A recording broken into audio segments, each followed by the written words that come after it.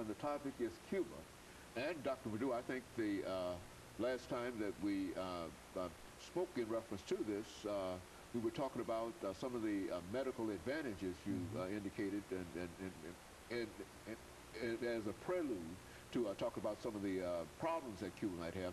But let's say make some additional statements in reference to medicine in Cuba. Yeah, like I said, Cuba has one of the best medical, systems in the world today.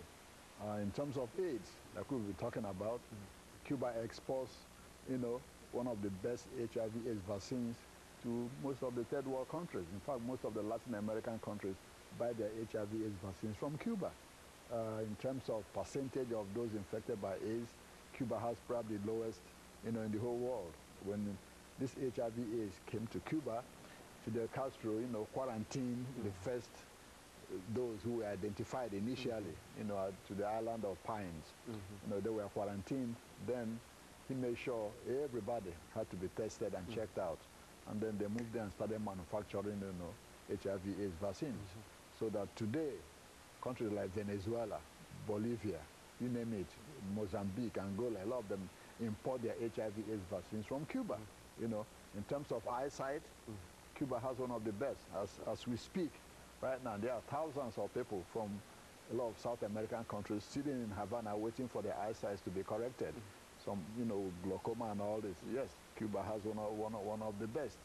So in terms of medicine, they have, achieved a very, very, very big feat in that country. We don't hear much about it. Not at all. Yeah. No, we don't hear anything about it, as a matter of fact. When President Carter went to Cuba, he was amazed when he went to the Biotechnology Institute to see what they are doing. So in terms of healthcare system, the Cuban Revolution has accomplished a lot. Their educational facilities, probably one of the best in South America.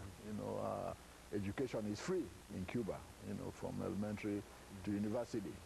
So they have probably the highest literacy rate in the Western Hemisphere, even higher than ours here. Yeah, about 99%. That's extraordinary. Yeah, about 99.9% literacy rate in Cuba. So that's a gargantuan accomplishment. Now, what are the failures, of the Cuban Revolution? We can say, human rights.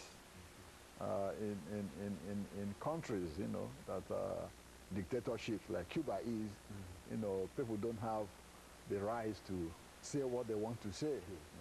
They don't have the right to publish what they want to.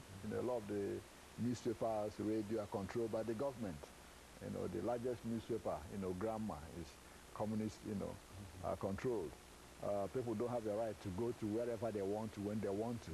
You can just say, well, I'm going to the airport, Havana Airport, I'm going to the United States. No, you can just, the government won't allow you to do that. They want to make sure where you're going to and give you a pass to go and come back, So some of those things are the human rights situation. Jobs, you can just get up, say, well, I want to go and change my job. I got to be working at TSU, no more at Fisk.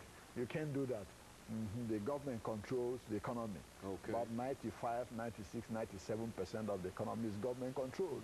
And that's where we come to one of the most important earth-shattering news about Cuba. When Fidel got sick, he handed over to his brother and a group of those around him. Officially, Raul took over on February 8th, last year as president of Cuba. What has happened since then is that they started looking at the economic downturn in the world. And they say, well, no. We have 5.1 million employees in Cuba. That's the government workforce, 5.1. Raul and his advisor say, no, we can't keep this up. There are a lot of people just sitting, eating, not doing anything, but we are paying them. Part of the government payroll. They're government payroll. This is too much. If we have to survive, we have got to make some dramatic changes. So he announced that